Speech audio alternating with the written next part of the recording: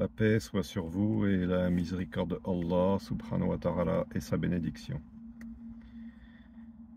Comme beaucoup de pères, j'ai été confronté à la privation d'enfants dans le cadre d'un divorce. Et j'ai eu des droits de visite extrêmement restreints et encadrés. Et ça a conduit petit à petit à un éloignement de mes enfants. Alors c'est pas quelque chose de comment dire d'isolé, hein. C'est un phénomène que connaissent beaucoup de pères aujourd'hui dans ce pays. Et le premier réflexe qu'on peut avoir dans ce genre de situation, et que j'ai eu moi le premier, c'est de tomber dans la révolte. C'est de se révolter, c'est de se rebeller, c'est de ne pas accepter la chose, c'est de ne pas être d'accord. Et il m'a fallu des années pour comprendre que alors tout vient d'Allah naturellement, et que ce faisant, alors parce que c'est pas nous on voit le bas monde, on voit le dunya, on voit les créatures, on voit les acteurs du dunya, on voit que c'est tel juge qui nous a privés de nos enfants, on voit les manœuvres de la mer, on voit tout ça, et on voit pas la main d'Allah. Et en fait, tout vient d'Allah. Et Allah se sert des créatures à sa guise, comme autant de marionnettes qu'elles sont. Donc,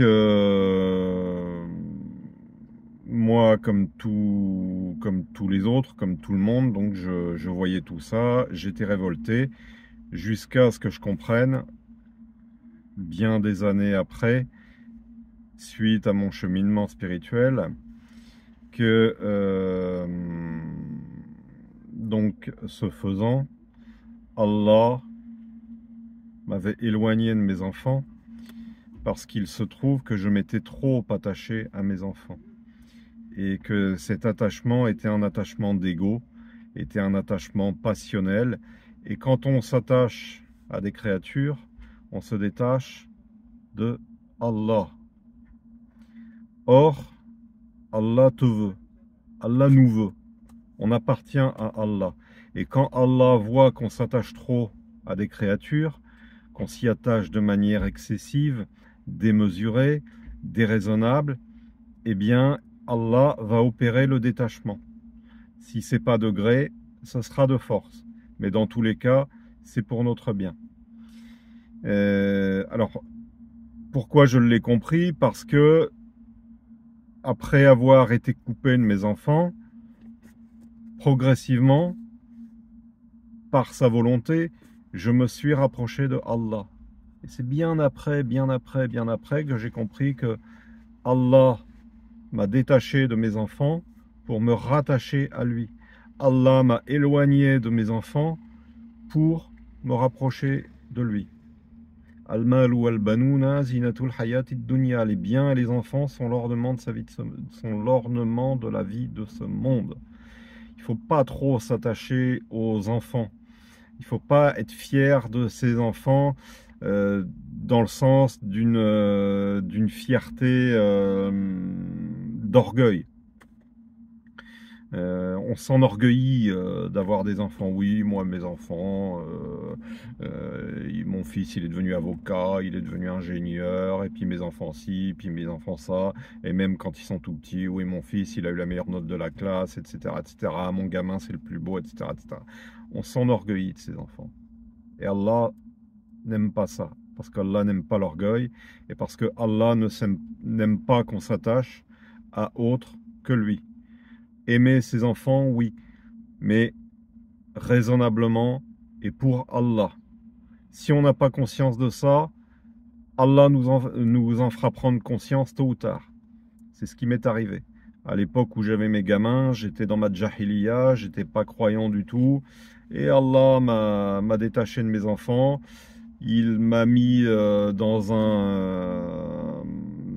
un cheminement de vie qui fait que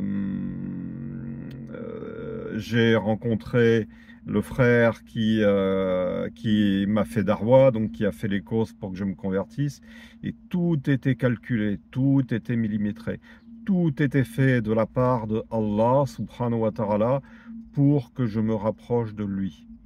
Et en fait, ce que je voyais comme un mal, comme un éloignement de mes enfants, en fait, ça a été un bien, puisque je me suis rapproché de Allah. Allah m'a fait comprendre pourquoi il m'avait éloigné de mes enfants, et il se trouve qu'aujourd'hui, le lien avec mes enfants est préservé, puisque j'ai toujours le contact avec mes enfants, mais il ne s'opère plus sur le même mode de l'orgueil, de la fierté, de l'attachement exclusif et possessif. Je ne suis pas du tout dans la même approche avec mes enfants. J'ai une approche de miséricorde, d'assistance, avec une niya de les mettre sur la bonne voie, sur le bon chemin, mais je ne suis plus dans cet attachement possessif, exclusif et lié à l'ego. Voilà, donc Allah, subhanahu wa ta'ala, est amené à nous séparer de certaines personnes, de certains biens. وَلَنَبْلُوَنَّكُمْ بِشَيْءٍ مِنَ الْخَوْفِ وَالْجُوعِ وَنَقْصٍ مِنَ الْأَمْوَالِ وَالْأَنْفُسِ وَالثَّمَرَاتِ وَبَشِّرِ الصَّابِرِينَ. Et très certainement, nous vous éprouverons par un peu de peur et de faim, et de diminution de biens et de personnes, et fait la bonne annonce aux endurants. Voilà. Donc tout ça, c'est lié à une notion de patience. Parce que l'épreuve, comment dire, l'épreuve, elle a un terme. Et l'épreuve, elle implique un processus, comme je vous l'ai expliqué dans mon cas. Il y avait un processus, il y avait un cheminement bien déterminé qui devait aboutir à quelque chose. Et il faut laisser faire le processus. Il ne faut pas, même si moi je l'ai fait, il ne faut pas tomber dans la révolte, dans la rébellion. Surtout, il faut accepter. Il faut accepter. Alors moi, je ne savais pas que tout venait d'Allah à l'époque. Mais quand on est croyant et quand on sait que tout vient de Allah, subhanahu wa ta'ala, il faut être dans l'acceptation. Accepter ce qu'il nous arrive et patienter et dire Alhamdulillah, Alhamdulillah, Alhamdulillah, parce que dans tout ce qu'il nous arrive, il y a un bien, il y a un bienfait. Mais dans la plupart des cas, la plupart du temps, on n'a pas le recul nécessaire pour le voir. Voilà. Donc, ne vous attachez pas trop aux personnes, les enfants, le conjoint. Quand on tombe dans l'amour passionnel, quand on est un homme et qu'on devient amoureux d'une femme, souvent ça finit mal et on est déçu. Parce que Allah fait en sorte que cet attachement exclusif qui se fait à la créature n'aboutisse pas. Et tout est fait pour